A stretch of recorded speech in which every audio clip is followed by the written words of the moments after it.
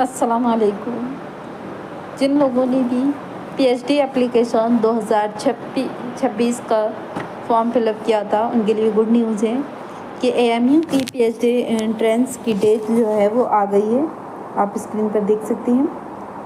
ये जो है वो एएमयू कंट्रोलर जो वेबसाइट है उससे ये मैंने पीडीएफ डाउनलोड किया है।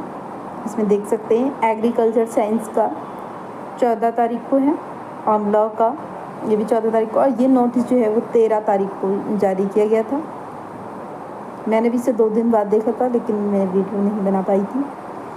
तो देख सकते हैं आप, ये सारी डेटें दी गई हैं। आपका जो भी डिपार्टमेंट है आप उसके हिसाब से ये देख सकते हैं। ठीक है, ये सारा शेड्यूल जो है वो दिया गया है। 16 तारीख को है जो ये आर्ट्स वालों का, यहाँ पे देख लीजिए ये नीचे दिया गया है। फैकल्टी ऑफ आर्ट्स में ये सब्जेक्ट है और इसमें ये उर्दू भी है। तो ये टाइमिंग दी रही है।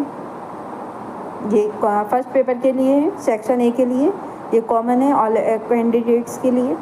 तो ये जो है वो 9:30 बजे से 10:30 बजे तक है और ये वाला जो है वो 10:45 से 11:45 तक है।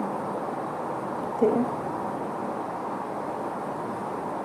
तो आप इससे ये चेक कर सकते हैं आपका जो भी सब्जेक्ट हो उसके अकॉर्डिंग।